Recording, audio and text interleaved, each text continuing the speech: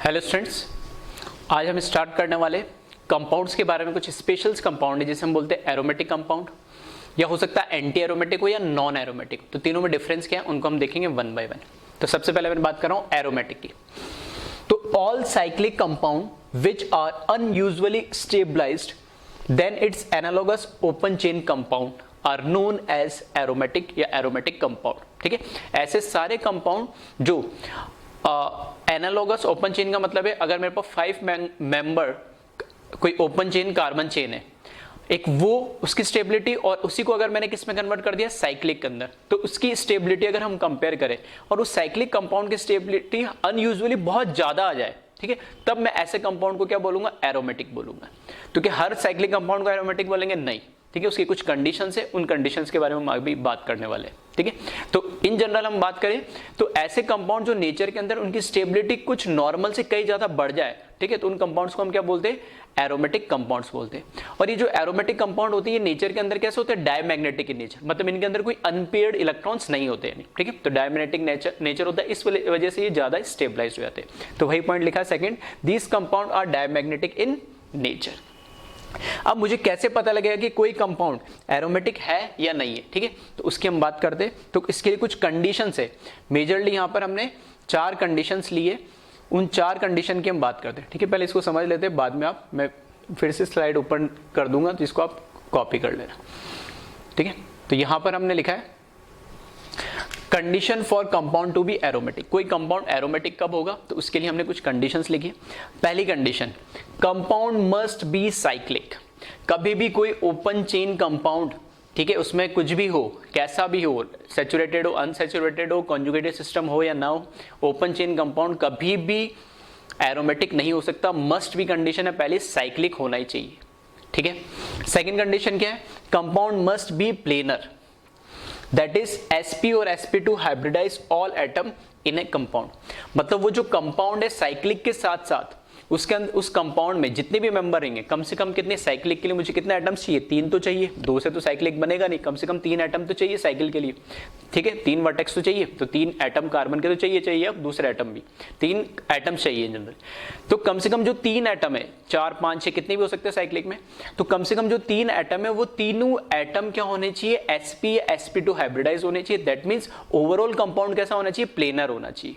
ठीक है, हर एक एटम, ठीक है, ऐसा नहीं है कि जितना कॉन्जुगेशन हो रहा है, जितना रेजोनेंस हो रहा है वो नहीं, जितने भी एटम है, 3 मेंबर है तो 3 मेंबर रिंग है या 3 मेंबर साइक्लिक रिंग बन रही, तो तीनों एटम कैसे होने चाहिए, sp sp2 हाइब्रिडाइज। अगर 4 मेंबर है तो चारों एटम sp sp2 हाइब्रिडाइज, 5 है तो पांचों sp sp2 हाइब्रिडाइज, मतलब प्लेनर होने चाहिए सभी। नेक्स्ट कंडीशन है, each atom in cyclic compound must B part of conjugated system, that is each atom must have p orbital.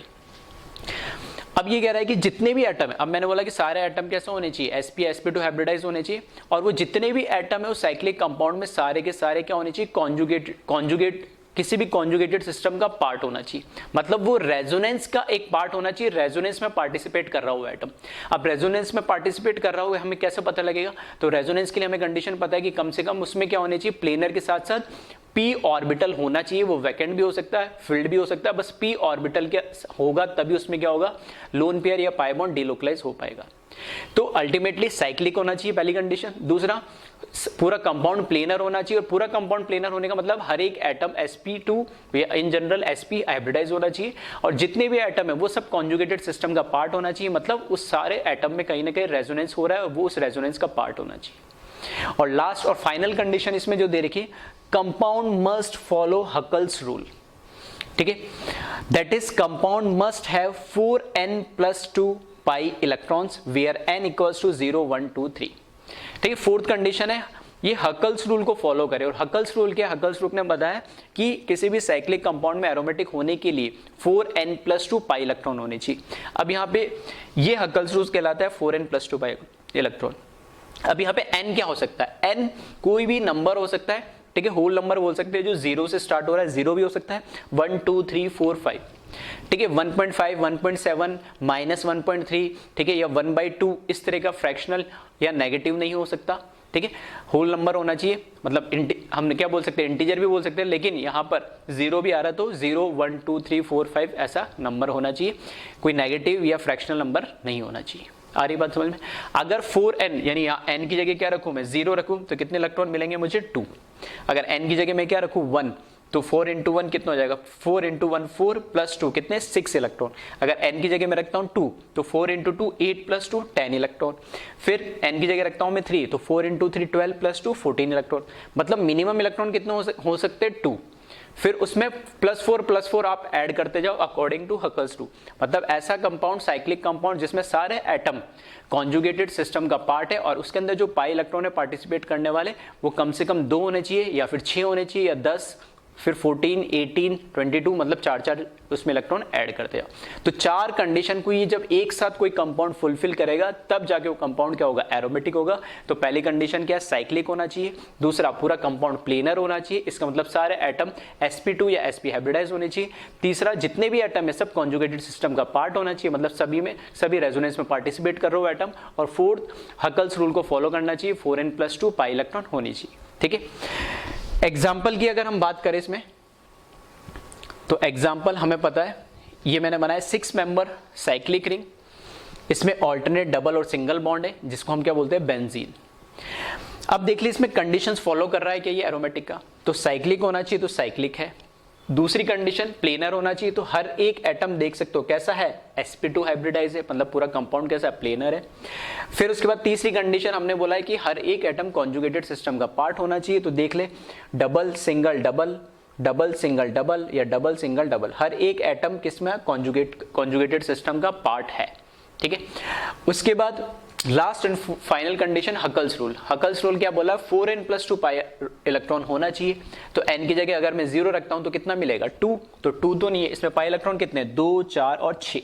ठीक है, तो n की जगह मैंने रखा 1, तो 4 इंटू 1 प्लस 2, 6 इलेक्ट्रॉन आ रहे, तो हकल रूल को भी फॉलो कर रहा है। दैट मीन्स जो बेंजीन है वो एक एरोमेटिक कंपाउंड है। ठीक है, और भी एग्जांपल्स हम देखेंगे, अभी सिर्फ एक एग्जांपल देखा है हमने कंडीशंस को समझने के लिए, आगे और भी एग्जांपल देखेंगे और पहचानेंगे उसमें वो एरोमेटिक है या नहीं है। ठीक है, तो इसको आप पहले कॉपी कर ले स्टार्टिंग से, जहां से एरोमेटिक लिखा। ठीक है, वीडियो को पॉज करके और ये कॉपी कर ले आप।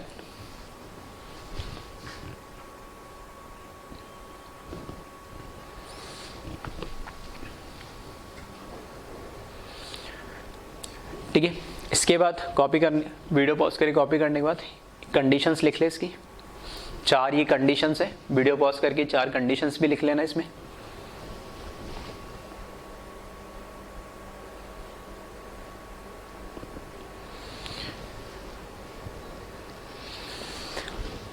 और इसी के साथ इसका लास्ट में जो मैंने एग्जाम्पल लिखा है ना, ये एग्जाम्पल भी लिख ले इसी के साथ में। तो जैसे मैं बोल रहा हूँ वीडियो पॉज करके, तो उस टाइम वीडियो पॉज कर ले और कॉपी कर ले। ठीक है, तो ये बात करी हमने एरोमेटिक की। अब हम आगे बात करते हैं एंटी एरोमेटिक की। अब एंटी एरोमेटिक कंपाउंड क्या होता है, एरोमेटिक और एंटी एरोमेटिक में काफी कंफ्यूजन होता है। ठीक है, ऑलमोस्ट इनकी कंडीशंस क्या सारी सेम ही है। तो पहले बात कर लेते हैं एंटी एरोमेटिक क्या, all cyclic compound which are highly unstable then its open chain analogous form are known as anti aromatic compound. ये बिल्कुल उल्टी डेफिनेशन है एरोमेटिक से। हमने बोला था एरोमेटिक कंपाउंड क्या होता है, उसके ओपन चेन कंपाउंड से हाईली स्टेबलाइज होता है। यहाँ उल्टा लिखा है, ओपन चेन कंपाउंड अगर कोई दे रखा है उसके रेस्पेक्ट में अगर वो एंटी एरोमेटिक बन जा रहा है तो हाईली कैसा हो जाता है, वो अनस्टेबलाइज्ड हो जाता है, हाईली अनस्टेबल होता है। ठीक है, It consists of 2 unpaired electron, hence it is paramagnetic in nature. In general अगर हम बात करते हैं तो एंटी एरोमेटिक अनस्टेबल क्यों होता है, क्योंकि उसमें 2 अनपेयर्ड, चाहते 2 अनपेयर्ड तो सातों की पेयरिंग हो सकती है, लेकिन वो पेयरिंग नहीं होती है। ठीक है, वो एमओटी की बात है, वो इतना डिटेल में हम इसको पढ़ते नहीं। ठीक है, हायर लेवल की स्टडी में पढ़ते हैं, लेकिन हाँ इन जनरल इसमें क्या होता है, एंटी एरोमेटिक के अंदर वो पेयरिंग ना होकर अनपेयर्ड के फॉर्म में रहते हैं। तो 2 अनपेयर्ड इलेक्ट्रॉन हमें मिलते हैं, और 2 अनपेयर्ड इलेक्ट्रॉन मिलते हैं तो वो स्टेबिलिटी को बढ़ाते हैं, सॉरी स्टेबिलिटी को कम करते और अनस्टेबलाइज करते, और अनपेयर्ड होने की वजह से वो जो कंपाउंड होता है एंटी एरोमेटिक, वो होता भी कैसा, पैरामैग्नेटिक। जबकि हमने अभी पढ़ा था एरोमेटिक कैसा होता है, उसमें पेयरिंग होती है, सारे पेयर्ड इलेक्ट्रॉन होते हैं, 4n+2 पाई जो इलेक्ट्रॉन हमें मिलते हैं उसमें सारे 2, 6, 10, 14, 18 जितने भी इलेक्ट्रॉन होते हैं सब कैसे होते हैं, पेयर्ड फॉर्म में होते हैं, इसलिए वजह से डायमैग्नेटिक होता है और हाईली स्टेबलाइज होता है। जबकि यहाँ उल्टा है कि यहाँ पर जो इलेक्ट्रॉन्स हमें मिलते हैं उसमें कम से कम 2 अनपेयर्ड इलेक्ट्रॉन मिलते हैं, उसकी वजह से अनस्टेबल होता है और ये पैरामैग्नेटिक इन नेचर होता है। नेक्स्ट पॉइंट देखिए इसमें, these compound generally having a tendency of dimerisation. ठीक है, ऐसे जो कंपाउंड जो कैसे होते हैं, एंटी एरोमेटिक होते हैं, उनकी टेंडेंसी होती है वो डाइमराइज। डाइमराइज मतलब एक अलग कंपाउंड, एक ये भी कैसा है, नॉन एंटी एरोमेटिक, ये भी एंटी एरोमेटिक, तो दोनों आपस में कंबाइन होना चाहते हैं। क्यों कंबाइन होना चाहते हैं, क्योंकि इसके अंदर दोनों के अंदर दो अनपेयर्ड इलेक्ट्रॉन है, तो वो दोनों आपस में कंबाइन होकर कैसे करना चाहेंगे, पेयरिंग करना चाहेंगे ताकि थोड़ी स्टेबिलिटी बढ़ जाए। तो इनकी थोड़ी टेंडेंसी, इन जनरल टेंडेंसी होती है कि जो अनपेयर्ड इलेक्ट्रॉन होता है उनके साथ वो कंबाइन होकर क्या कर लेते हैं, पेयरिंग। तो 2 अलग अलग यूनिट कंबाइन होती है, उसको हम क्या बोलते हैं, एक ही एलिमेंट के, जैसे हम बोलते हैं ना मोनोमर है उससे पॉलीमर बन रहा है, तो मोनोमर फिर 2 कंबाइन हो गए तो डायमर, 3 कंबाइन हो ट्राइमर। तो सेम चीज है कि यहां पे भी 2 एंटी एरोमेटिक कंपाउंड है, या एक ही एंटी एरोमेटिक कंपाउंड के 2 मॉलिक्यूल आपस में कंबाइन होकर क्या बना लेते हैं, डाइमर फॉर्म बना लेते हैं, डाइमराइज हो जाते हैं। ठीक, क्यों हो जाते हैं, क्योंकि उसमें अनपेयर्ड इलेक्ट्रॉन है ताकि बॉन्ड करके और वो स्टेबल हो। नेक्स्ट पॉइंट लिखा है, these are generally unstable at room temperature and stabilized by resonance. ठीक है, ये जनरली क्या होते हैं, रूम टेम्परेचर पे ही क्या होते हैं, अनस्टेबल हो जाते हैं काफी, और रूम टेम्परेचर पे अनस्टेबल होने की वजह से, ठीक है, इसमें थोड़ा से ऐड कर लेना, यहाँ पे मिस हो गया। ठीक है, these are generally unstable at room temperature and not लिखना है यहाँ पे ना, and not stabilized by resonance. मतलब रेजोनेंस तो इनमें भी होता है, लेकिन रेजोनेंस होने के बावजूद भी, ठीक है, ये स्टेबलाइज नहीं होते रूम टेम्परेचर पे। ठीक है, हाईली अनस्टेबल हो जाती है रूम टेम्परेचर भी, और रेजोनेंस इसमें होता है उसके बाद भी अनस्टेबल फॉर्म में ये एग्जिस्ट करते हैं। क्यों करते हैं, क्योंकि इसके अंदर पैरामैग्नेटिक कंपाउंड होता है। पैरामैग्नेटिक क्यों होता है, क्योंकि इसके अंदर अनपेयर्ड इलेक्ट्रॉन्स आ जाते हैं, और अनपेयर्ड इलेक्ट्रॉन्स आ जाते हैं, उसकी वजह से ये कैसा हो जाता है, रूम टेम्परेचर पे भी अनस्टेबल हो जाता है। कोई हाई एनर्जी की जरूरत नहीं कि टेम्परेचर बढ़ाने से अनस्टेबल हुआ है। ठीक है, अब हमें कैसे पता लगेगा कि कोई कंपाउंड एरोमेटिक है, एंटी एरोमेटिक है। तो जैसे हमने एरोमेटिक की कंडीशन पढ़ी थी, वैसे हम एंटी एरोमेटिक की कंडीशंस भी देखते हैं। पहले आप इसको कॉपी कर लिए पॉइंट्स जो लिखे हमने एंटी एरोमेटिक के लिए।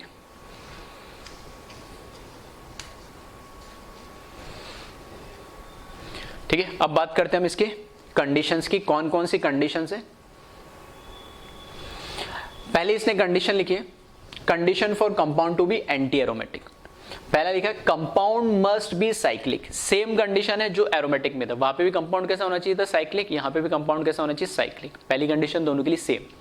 सेकंड कंडीशन लिखी compound must be planar. Same है, वहां पे भी हमने बोला था कंपाउंड प्लेनर होना चाहिए पूरा, मतलब इसका पूरा नहीं लिखा, सेम ही, क्योंकि कंपाउंड मस्ट बी प्लेनर मतलब हर एक एटम इसमें sp या sp2 हाइब्रिडाइज होना चाहिए, जैसे एरोमेटिक में होता है। ठीक है, इसलिए मैंने पूरा पॉइंट इतना ही लिखा, सेम वैसे ही जैसे इसमें लिखा था, उसमें लिखा that is each atom having sp और sp2 हाइब्रिडाइजेशन। थर्ड पॉइंट लिखा all atom of compound must be participating in conjugated system. Same point है जो हमने एरोमेटिक में लिखा था, उसमें लिखा था, उसमें भी सेम लिखा था कि हर एक एटम कॉन्जुगेट सिस्टम का पार्ट होना चाहिए, हर एक एटम रेजोनेंस में पार्ट करना चाहिए, वो एक रेजोनेंस का पार्ट होना चाहिए। तो मैं अगर बोलूं स्टार्टिंग में जो 3 कंडीशन एरोमेटिक में हमने पढ़ी थी, सेम 3 कंडीशन एंटी एरोमेटिक के लिए भी फुलफिल होती है। एक लास्ट जो कंडीशन हमने पढ़ी थी कि वहां पर एरोमेटिक क्या करता है, एरोमेटिक कंपाउंड फॉलो करता है हकल्स रूल को। हकल्स रूल क्या है, 4n+2 पाई इलेक्ट्रॉन का जो रूल है उसको हम हकल्स रूल बोलते हैं। It does not follow Huckel's rule. ठीक है, it does not follow Huckel's rule. ये हकल्स रूल को फॉलो नहीं करता है, बट एंटी एरोमेटिक होने के लिए अगर नहीं कर रहा मतलब क्या कोई भी हो जाएगा, नहीं, लेकिन ये किसको फॉलोगा, but it must have 4n pi electron. जैसे वहां हमने पढ़ा था 4n+2 पाई इलेक्ट्रॉन, यहां पर कितना होने चाहिए, 4n पाई इलेक्ट्रॉन होने चाहिए। आ रही बात समझ में, 4n पाई इलेक्ट्रॉन होना चाहिए। और n वहां स्टार्ट होता था 0 में एरोमेटिक में, लेकिन यहां कहां से स्टार्ट हो रहा है, 1 से। मतलब मिनिमम n की जगह क्या रखेंगे, 1, तो क्या मिलेगा 4 पाई इलेक्ट्रॉन। 2 रखेंगे तो 8, 3 रखेंगे तो 12। तो वहां पर स्टार्ट हो रहा था मिनिमम 2 पाई इलेक्ट्रॉन से, कि n की वैल्यू क्या हो सकती थी 0, लेकिन यहाँ पे मिनिमम n की वैल्यू क्या होगी 1। तो वहां मिनिमम 2, फिर उसमें 4 ऐड करते जाओ, 2, 6, 10, 14, 18 एरोमेटिक के लिए। एंटी एरोमेटिक के लिए मिनिमम कितने इलेक्ट्रॉन होने चाहिए, 4 पाई इलेक्ट्रॉन होने चाहिए। ठीक है, और उसमें कितना ऐड करते जाओ, जैसे 1 रखेंगे तो 4, 2 रखेंगे तो 8 आएगा, तो 4 8 4 के मल्टीपल में, ठीक है, 4 8 12 16 20, ठीक है 24। तो ये इतने पाई इलेक्ट्रॉन होंगे तो वो कंपाउंड कैसा बन जाएगा, एंटी एरोमेटिक। तो 4 कंडीशन एरोमेटिक में भी है, 4 कंडीशन एंटी एरोमेटिक में भी है, और दोनों के अंदर सेम कंडीशन इन स्टार्टिंग की 3।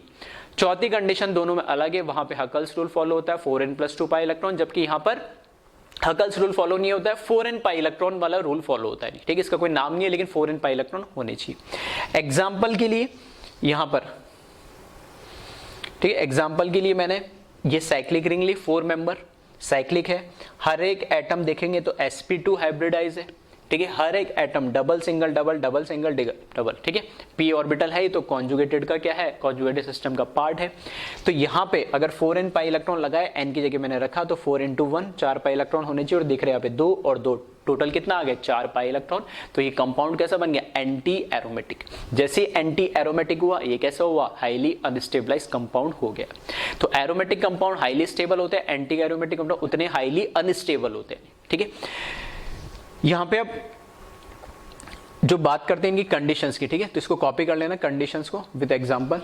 तो पहले इतना कॉपी कर लो आप वीडियो पॉज करके, फिर हम बात करेंगे कि कैसे कंपाउंड को पहचानते हैं, ठीक है, कंडीशंस ही देखनी होती है अल्टीमेटली, फिर भी हम कुछ प्रैक्टिस के क्वेश्चंस भी देखेंगे कैसे उनको पहचाना जाता है, ठीक है। और फिर ये यहाँ नीचे एग्जाम्पल भी आप इसका कॉपी कर ले।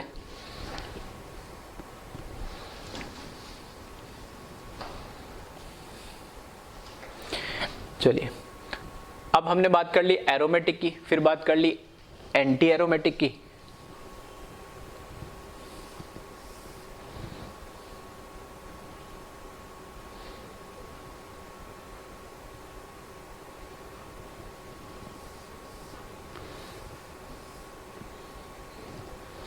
ठीक है, जैसे मैंने बोला एक एरोमेटिक कंपाउंड होता है, एक एंटी एरोमेटिक कंपाउंड होता है, और एक होता है नॉन एरोमेटिक। तो अब ये नॉन एरोमेटिक क्या है, अगर कोई कंपाउंड एरोमेटिक भी नहीं है और एंटी एरोमेटिक भी नहीं है तो इन जनरल उनको क्या बोलते हैं हम, नॉन एरोमेटिक। अब नॉन एरोमेटिक को कैसे पहचानेंगे, पहचानने की जरूरत ही नहीं, आप बस ये चेक करेंगे हमेशा एरोमेटिक है क्या।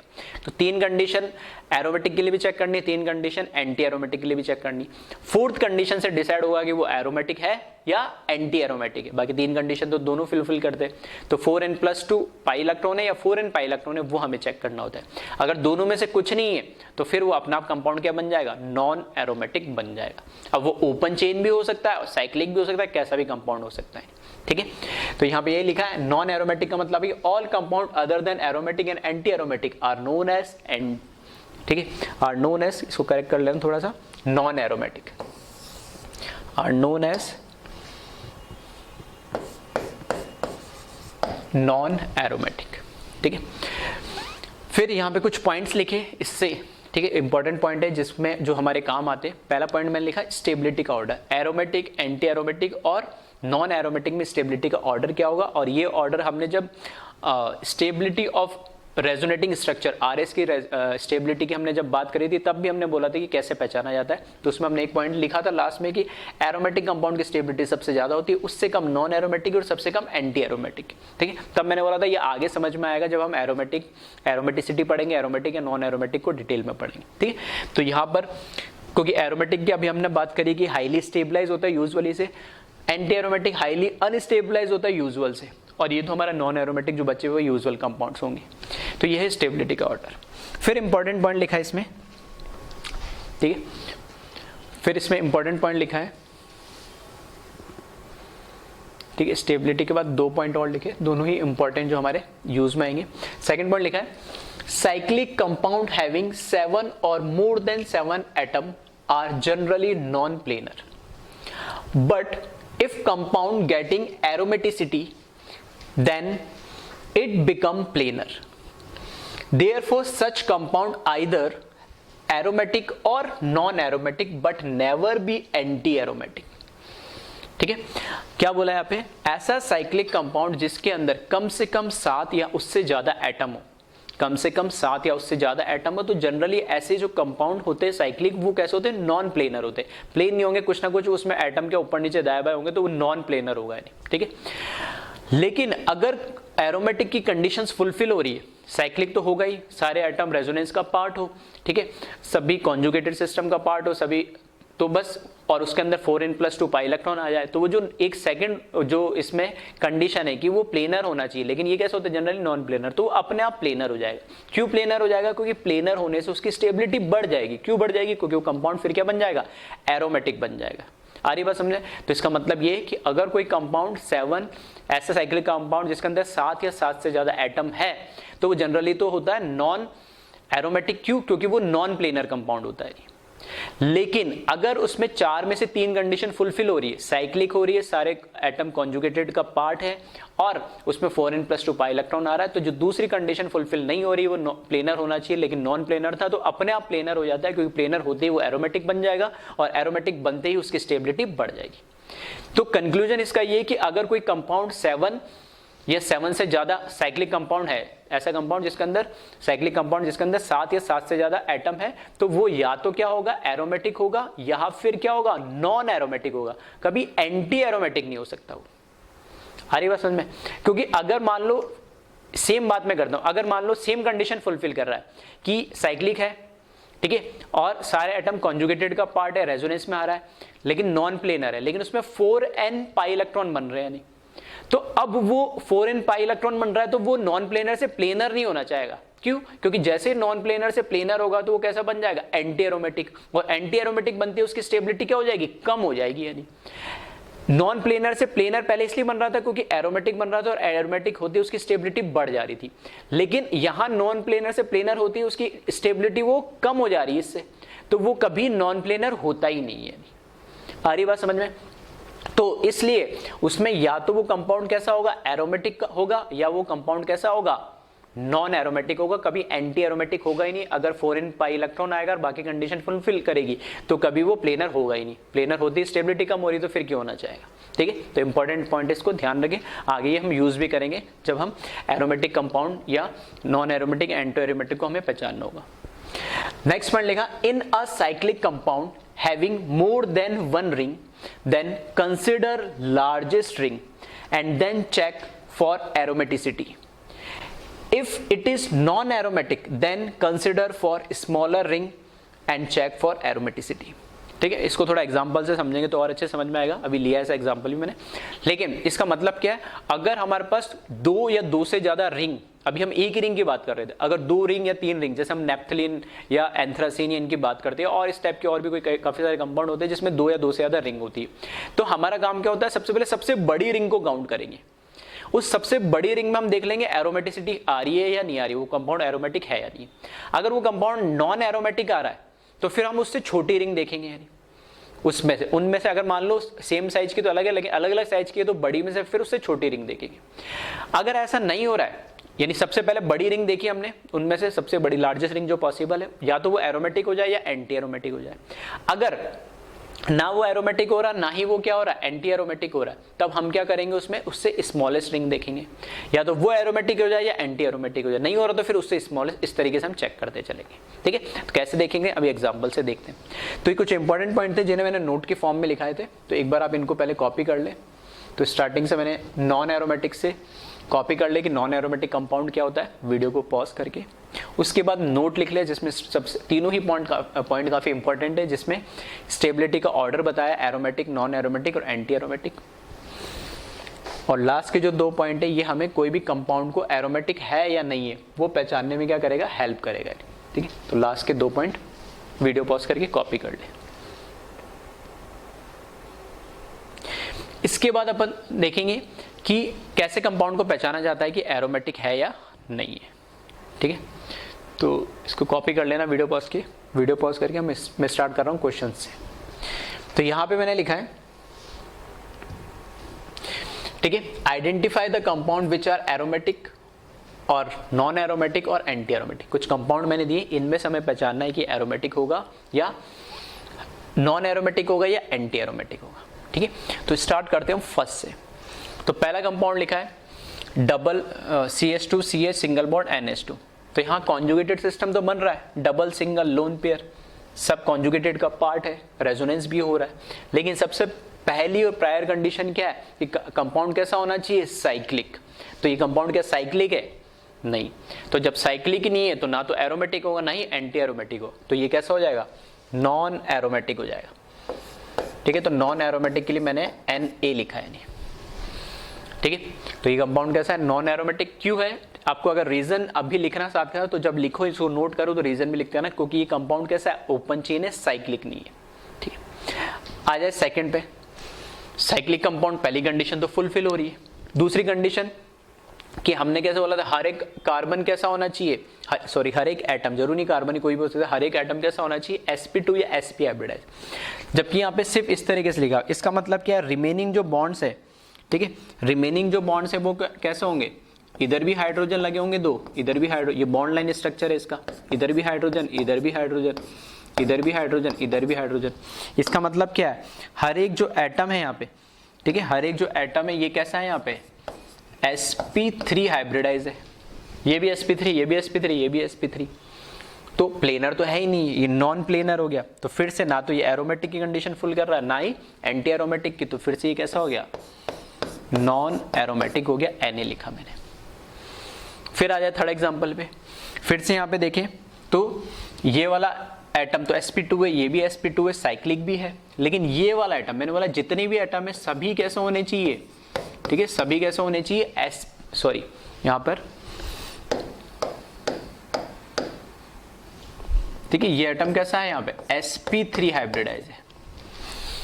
सारे जितने भी एटम है साइक्लिक काउंट सारे sp2 या sp हाइब्रिडाइज हुए, ये तो sp3 है, sp3 जैसे ही हुआ तो कंडीशन फुलफिल नहीं करा, इसना तो एरोमेटिक है ना एंटी की, तो ये कैसा हो जाएगा, नॉन एरोमेटिक, ठीक है। नेक्स्ट देखें, साइक्लिक कंपाउंड है फोर्थ वाला, यहाँ पे डॉट लगा मतलब क्या, फ्री रेडिकल, साइक्लिक कंपाउंड है, पहली कंडीशन फुलफिल कर रहा है।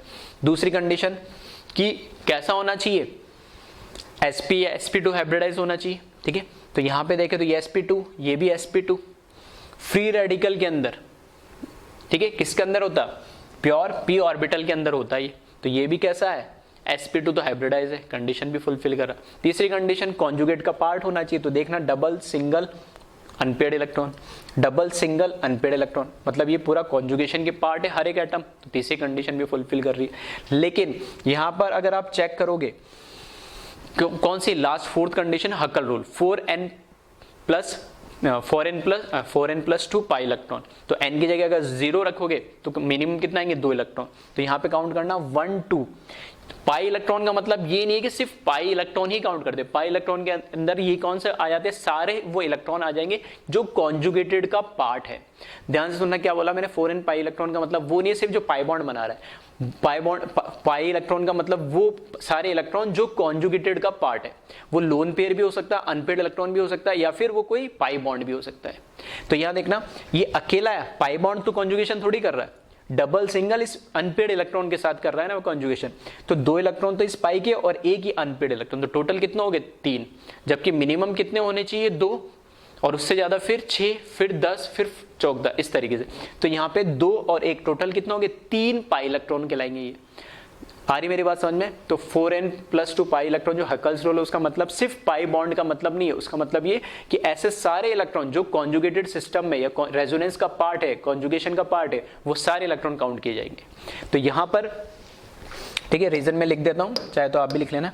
यहाँ पर हमारे पास आ रहे 3 पाई इलेक्ट्रॉन आ रहे हैं, ठीक है, कितना आ रहे 3 पाई इलेक्ट्रॉन आ रहे, 2 ये और 1 3। तो हकल्स रूल को ये बाकी सारी कंडीशन फुलफिल करी, 4 में से तीनों स्टार्टिंग है थर्ड, लेकिन इसने 4th कंडीशन फुलफिल नहीं करी, हकल्स रूल। ना तो हकल्स रूल की कंडीशन फॉलो करी, ना दूसरा anti aromatically 4n pi electron follow करी जिसमें कम से कम 4 इलेक्ट्रॉन होना चाहिए। तो ना तो 2 है ना 4 है, ठीक है, या 4 से ज्यादा 8 होते या 2 से ज्यादा 6 होते तो वो भी नहीं। तो 3 पाई इलेक्ट्रॉन होने की वजह से ये कैसा हो गया नॉन एरोमेटिक। तो हमने बोला जो कंपाउंड ना तो एरोमेटिक है ना एंटी एरोमेटिक है, तो अपना आप कैसा हो जाएगा नॉन एरोमेटिक हो जाएगा, ठीक है। फिर देखिए 5th वाले के अंदर, 5th केस के अंदर कंपाउंड साइक्लिक है, बिल्कुल फर्स्ट कंडीशन फुलफिल कर रहा है। सेकेंड कंडीशन सारे क्या sp2 या sp है, तो देख लेना ये भी sp2 ये भी sp2 और ये कैसा आ गया कार्बोकटाइन, कार्बन पे पॉजिटिव चार्ज, मतलब अपने आप कैसा हो गया वो sp2 हो गया, ठीक है। तो सेकंड कंडीशन भी फुलफिल कर रहा है। क्या सारे एटम कॉन्जुगेटेड का पार्ट है, तो ये एटम तो double single vacant orbital, double single vacant orbital, conjugate का पार्ट है सारे।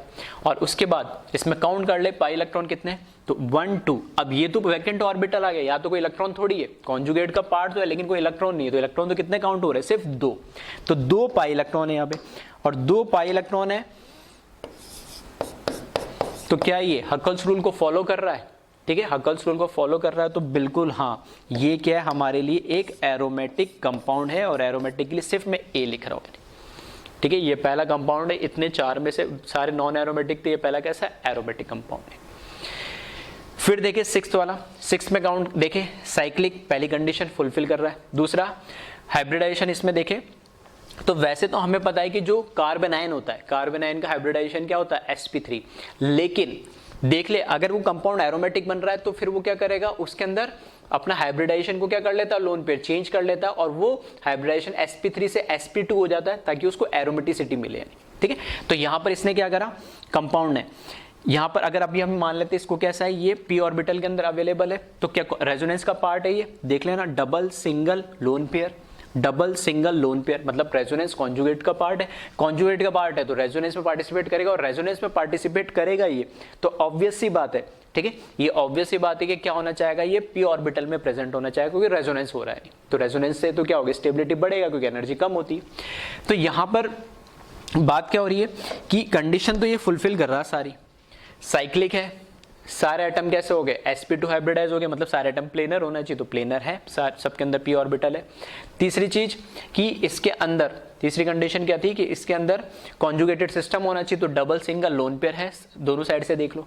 हाँ, पाई इलेक्ट्रॉन काउंट करेंगे तो 2 इलेक्ट्रॉन ये पाई बॉन्ड के और 2 इलेक्ट्रॉन इस लोन पेयर के, तो 2 + 2 कितने हो जाएंगे, 4 पाई इलेक्ट्रॉन। 4 पाई इलेक्ट्रॉन होते ही क्या ये हकल्स रूल को फॉलो कर रहा है, तो हकल्स को तो फॉलो नहीं कर रहा, 4n + pi2 4n pi electron को फॉलो कर रहा है, जो किस में आता है, एंटी एरोमेटिक में, और एंटी एरोमेटिक में आता है तो कंपाउंड भी कैसा हो जाएगा, एंटी एरोमेटिक हो जाएगा, तो डबल ए लिखा, नॉन एरोमेटिकली Na लिखा मैंने, एरोमेटिकली सिर्फ ए, और एंटी एरोमेटिकली डबल ए, ठीक है।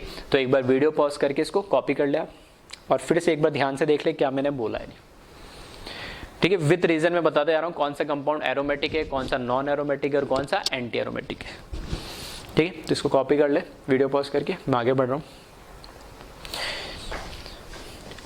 6 के बाद देखिए अब 7th कंपाउंड, ठीक है। तो 7th कंपाउंड में देखिए आप, ये एटम पाई बॉन्ड का पार्ट है, ठीक है, पाई बॉन्ड का पार्ट है, तो ये कैसा होगा, sp2, साइक्लिक तो है ही है, ठीक है। ये इतने की बात हो रही है, ये तो आगे जुड़ा हुआ है, तो ये इतना तो साइक्लिक है, ठीक है, कि सारे प्लेनर है, तो ये भी sp2 है, तो प्लेनर तो है ये साइक्लिक कंपाउंड। उसके बाद यहाँ पे फिर हमें क्या देखना, कॉन्जुगेटेड सिस्टम है क्या, तो double single double, double single double, इस तरीके से आ तो रहा है, लेकिन क्या रिंग के अंदर आ रहा है कॉन्जुगेशन, तो रिंग में नजर नहीं आ रहा है कॉन्जुगेशन। दूसरा, चलो अगर मैं इलेक्ट्रॉन काउंट करूंगा तो साइक्लिक रिंग के अंदर, ये साइक्लिक कंपाउंड के अंदर इलेक्ट्रॉन काउंट करूंगा, बाहर जो रिंग है उसको इलेक्ट्रॉन काउंट नहीं करूंगा। तो फिर कैसे देखें, तो इस तरह के कंपाउंड जिसमें रिंग से बाहर कोई पाई बॉन्ड दे रखा है, या तो उस केस में ये पॉसिबिलिटी चेक करेगा क्या ये एरोमेटिक बन सकता है, अगर बन सकता है तो पूरी कोशिश करेगा बनाने का, क्योंकि एरोमेटिक बनते ही ये कैसे हो जाएगी, इसकी स्टेबिलिटी बढ़ जाएगी। तो कैसे बना रहा हूं मैं इसको, 2 पॉसिबिलिटी, ये जो डबल सिंगल डबल है ना, तो हम इसमें कॉन्जुगेशन इसी तरीके से कराते हैं। तो ये पाई बॉन्ड जो है ना, ब्रेक होने की 2 पॉसिबिलिटी, या तो ऑक्सीजन की तरफ लोन पेयर आ जाए या कार्बन की तरफ आ जाए, दोनों पॉसिबिलिटी चेक कर लेना। अगर मैं यहाँ पे ऑक्सीजन की तरफ पाई बॉन्ड को शिफ्ट करता हूँ, ठीक है, ऑक्सीजन की तरफ मैं क्या करता हूँ, इस ऑक्सीजन की तरफ इसको पाई बॉन्ड को शिफ्ट करता हूं, तो इसका जो रेजोनेटिंग स्ट्रक्चर बनेगा वो दूसरा रेजोनेटिंग स्ट्रक्चर में बना रहा हूं,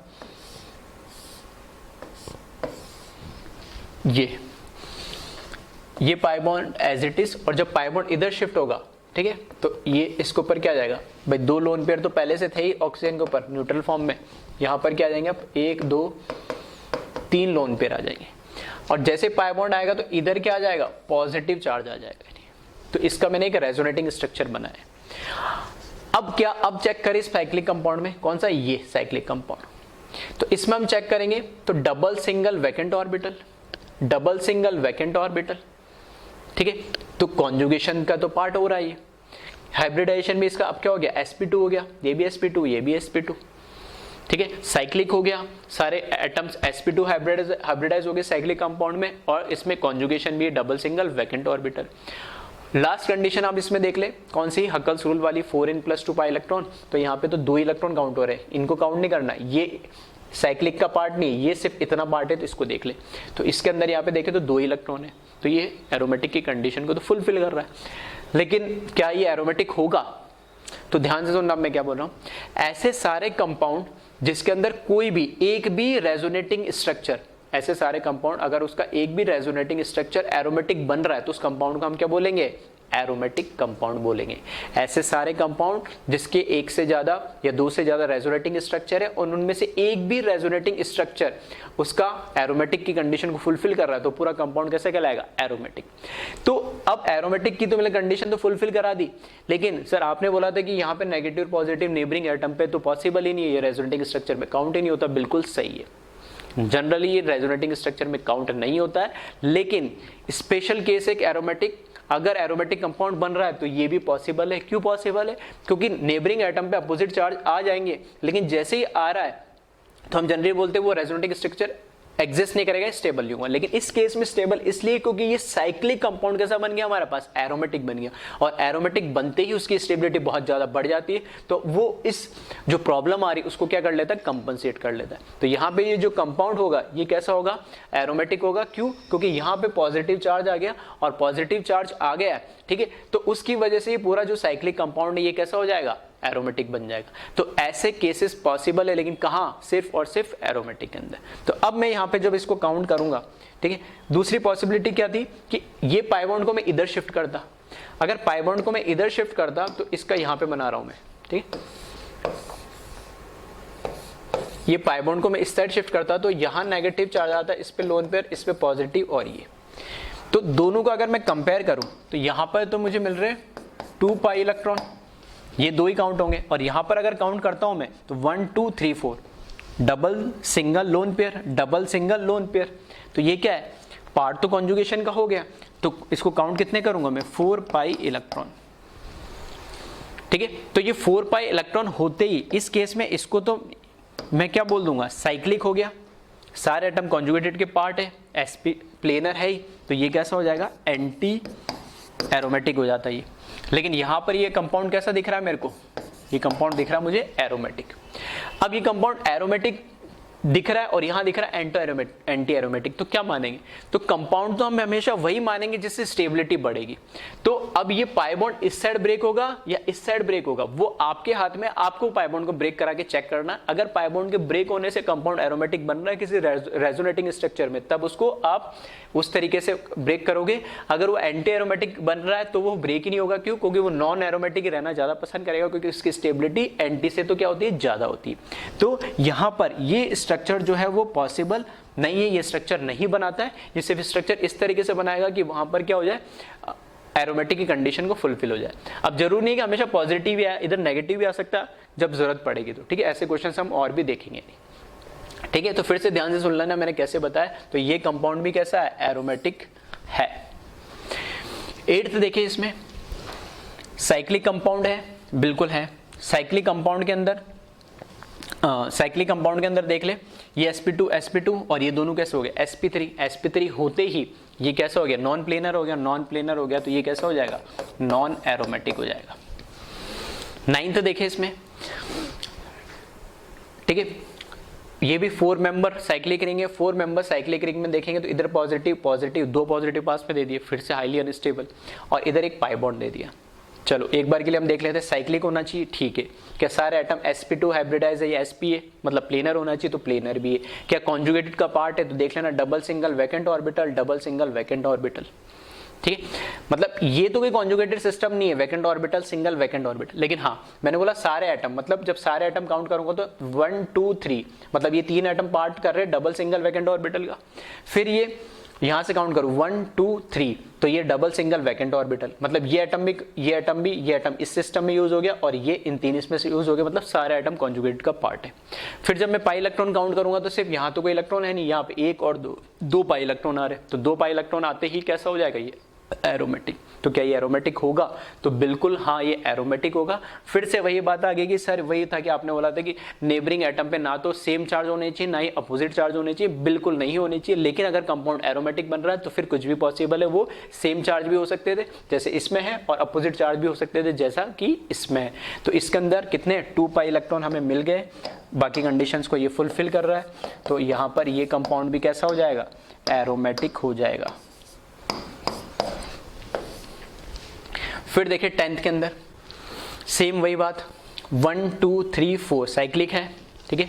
फिर ये इसको हमने मान लिया लोन पेयर है, तो double single vacant, double single lone pair, double single lone pair, ठीक है। यहाँ से 1 2 3 काउंट करें तो यहाँ से भी क्या बन रहा है? कॉन्जुगेशन बन रहा है, यहाँ से भी कॉन्जुगेशन बन रहा है। तो हमने मान लिया ये भी कैसा है? sp2 है, p ऑर्बिटल्स के अंदर ये लोन पेयर।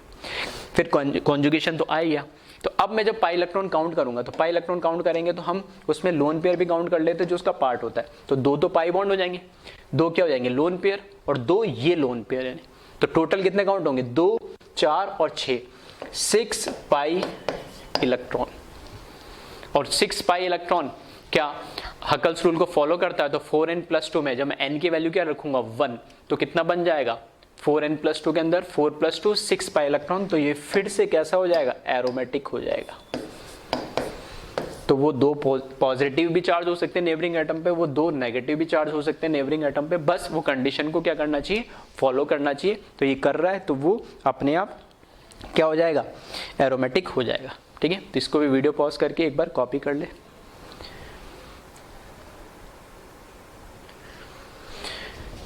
फिर देखिए कुछ और एग्जाम्पल, ठीक है। फिर देखते हैं 11th वाला। जो 11th वाला कंपाउंड देखेंगे तो ये कैसा है? डबल्स 1 2 3 4 5 6 7 एटम आ रहे हैं इसमें, ठीक है। 7 एटम आ रहे हैं, लेकिन ये जो 7 एटम है ना, इसमें देखोगे कि ये double single double double single, ये सब तो sp2 हाइब्रिडाइज है। ये वाला जो एटम है ऊपर वाला, ठीक है, ये वाला एटम कैसा है? ये वाला एटम है sp3 हाइब्रिडाइज। ये sp3 हाइब्रिडाइज है तो ऑब्वियस ही बात कैसा हो जाएगा? ये नॉन प्लेनर हो जाएगा, और नॉन प्लेनर होगा तो ये कैसा होगा? नॉन एरोमेटिक हो जाएगा। और वैसे अगर मैं इस कंपाउंड की बात करूं तो नेचर के अंदर अभी मैंने एक पॉइंट लिखाया था नोट के अंदर, क्या कि अगर ऐसा साइक्लिक कंपाउंड, सिंगल साइकिल वाला कंपाउंड जिसके अंदर 7 या 7 से ज्यादा एटम आते हैं, तो वो जनरली क्या होता है? नॉन प्लेनर होता है इस नेचर में। अगर वो एरोमेटिक की कंडीशन को फुलफिल करेगा तब वो कैसा बन जाता है? प्लेनर बन जाता है। लेकिन यहाँ पे एरोमेटिक की कंडीशन को फुलफिल ही नहीं कर रहा है, तो ये हमेशा कैसा रहता है? नॉन प्लेनर ही रहता है। और ये नॉन प्लेनर कैसा रहता है उसकी मैं बात, वो स्ट्रक्चर में बता देता हूँ। तो नॉन प्लेनर जो ये स्ट्रक्चर रहता है, ठीक है, इस तरीके का कुछ स्ट्रक्चर रहता है नॉन प्लेनर, ठीक है। तो ये इसको बोलते हैं हम हाफ चेयर। हाफ चेयर कैसे होता है?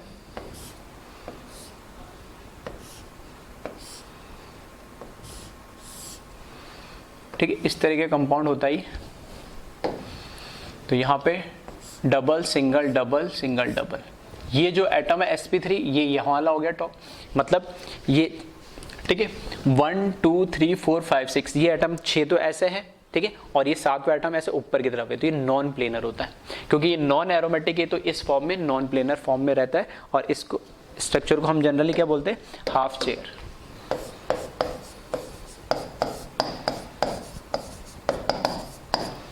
ठीक है। फिर आ जाए 12th पे, वापस से देखेंगे तो 7 मेंबर रिंग ये, लेकिन यहाँ पे ये 6 तो कैसे थे? सब डबल बॉन्डेड है तो sp2 है। और ये कैसा आ गया? वैकेंट ऑर्बिटल आ गया, और वैकेंट ऑर्बिटल आते ही ये भी कैसा हो गया? sp2 हो गया। sp2 हो गया तो ऑब्वियस सी बात है ये सारे एटम कैसे हो गए? प्लेनर हो जाएंगे। अब देखना जो मैंने नोट बोला था उन दोनों से मैं कंपेयर कर रहा हूँ। पहला साइक्लिक है, दूसरा सारे कार्बन एटम प्लेनर होने चाहिए, ये सारे एटम प्लेनर होने चाहिए तो प्लेनर है। तीसरा कि कॉन्जुगेटेड का पार्ट होना चाहिए, तो दिख रहा है डबल सिंगल डबल, या डबल सिंगल वैकेंट ऑर्बिटल, या डबल सिंगल वैकेंट ऑर्बिटल, या डबल सिंगल डबल, सारे एटम कॉन्जुगेटेड का पार्ट भी। और हकल्स रूल को फॉलो कर रहा है नहीं कर रहा, तो इलेक्ट्रॉन काउंट कर ले। तो यहाँ पे 2 4 और 6 तो पाई इलेक्ट्रॉन हो गए, यहाँ पे कोई इलेक्ट्रॉन नहीं, तो 6 पाई इलेक्ट्रॉन आ रहे हैं जो कि हकल्स रूल को फॉलो कर रहा है और बाकी सारी कंडीशन को भी फॉलो कर रहा है। तो ये कैसा हो जाएगा? एरोमेटिक हो जाएगा। अब यही बात थी कि सर ये तो हाफ चेयर होता है, बिल्कुल हाफ चेयर होता है। अब ये इस फॉर्म से प्लेनर फॉर्म में आ जाएगा, एक प्लेन में आ जाएगा। क्यों आ जाएगा? क्योंकि एरोमेटिक की कंडीशन को फुलफिल कर रहा है। तो आइदर 7 मेंबर या उससे ज्यादा जो रिंग है या तो नॉन एरोमेटिक होगी या फिर एरोमेटिक होगी। अगर एंटी एरोमेटिक बन रहा होता तो फिर ये नॉन प्लेनर ही रहता, ठीक है, प्लेनर बनता ही नहीं, क्योंकि ऐसा करने से उसकी स्टेबिलिटी क्या होती है? डिक्रीज हो जाती है। और ये स्ट्रक्चर लास्ट जो हमने थर्ड नोट में पॉइंट लिखा था उसके लिए मैंने बोला था, इस तरीके की 2 या 2 से ज्यादा रिंग अगर हमें मिलती है तो उस केस में हमें क्या करना है? इसमें स्टेबिलिटी चेक करने के लिए सबसे लार्जेस्ट रिंग को कंसिडर करना है सबसे। अब लार्जेस्ट रिंग कौन सी होगी? क्या ये देखोगे तो 7 मेंबर और ये देखोगे तो कितनी 5 मेंबर है। लेकिन लार्जेस्ट क्या 7 है? नहीं, लार्जेस्ट का मतलब है ये पेरीफेरी पे जो है ये पूरी, इसको कंसिडर करूंगा मैं लार्जेस्ट, ठीक है। तो यहां से काउंट करना 1, जैसे मैं इसको दे देता हूं नंबरिंग, इधर से फॉर एग्जांपल काउंट कर दो 1 2 3 4 5 6 7 8 9 10, ठीक है। ये 10 मेंबर रिंग होगी आउटर में, पेरीफेरी में मैंने काउंट करे 10 में से। आप देख लें साइक्लिक है पहली कंडीशन, ठीक है, कि सारा एटम sp2 हाइब्रिडाइज है या sp है, तो देख लेना डबल बॉन्डेड है, ये भी डबल बॉन्डेड है, double bonded, double bonded, double bonded, double bonded, ये भी डबल बॉन्डेड, डबल बॉन्डेड, सारे एटम डबल बॉन्डेड है, मतलब कैसा sp2 हो गया, मतलब प्लेनर मान के चलता हूं अभी, ठीक है। उसके बाद थर्ड कंडीशन कॉन्जुगेटेड का पार्ट है, क्या देखना double single double, double single double, double single double, double single double, double single double, तो ये कॉन्जुगेटेड का भी पार्ट है। इलेक्ट्रॉन्स काउंट कर ले तो 2 4 6 8 10 पाई इलेक्ट्रॉन आ रहे और 10 पाई इलेक्ट्रॉन आ रहे, तो ये हकल्स रूल को भी फॉलो कर रहा है, और हकल्स रूल को फॉलो कर रहा है तो फिर ये कैसा हो जाएगा कंपाउंड? ये भी एरोमेटिक हो जाएगा, ठीक है, ये भी एरोमेटिक था। तो इस तरीके से जो मैंने लास्ट के 2 नोट लिखा है तो उस पे के क्वेश्चंस मैंने लिए, ठीक है, थोड़ा सा आपको आइडिया लगे। अगर जो मैंने बोला, अगर ये बड़ा वाला कंपाउंड, ये सबसे बड़ी वाली रिंग अगर एरोमेटिक नहीं होती, या फिर या तो एरोमेटिक हो जाती या फिर कैसे हो जाती? एंटी एरोमेटिक हो जाती। ना तो एरोमेटिक है, ना ही ना तो एरोमेटिक है और ना ही अगर एंटी एरोमेटिक होती, तब मैं उससे छोटी रिंग काउंट करता। अब छोटी रिंग कौन सी होती? उससे 10 की जगह ये वाली, ये 7 मेंबर रिंग है और ये 5 मेंबर है, तो पहले मैं 7 मेंबर रिंग देखता। अगर 7 मेंबर रिंग या तो एरोमेटिक हो जाती या एंटी एरोमेटिक हो जाती तब ठीक है, अगर नहीं होती, नॉन एरोमेटिक होती, फिर उससे छोटी मतलब ये 5 मेंबर देखता। इस तरीके से हम उसमें चेक करते चलते हैं, ठीक है। तो एक बार इसको कॉपी कर ले वीडियो पॉज करके, और पूरे लेक्चर को फिर से एक बार ध्यान से सुन ले, सारे एग्जाम्पल्स कॉपी कर ले, इंपॉर्टेंट है, और कैसे हमने एक एक स्ट्रक्चर से वेरीफाई करा है कि वो एरोमेटिक है या नहीं है, ठीक है, वो सारे आपको तभी समझ में आएगा जब आपको कंडीशंस याद रहेगी, ठीक है। Okay, thank you class.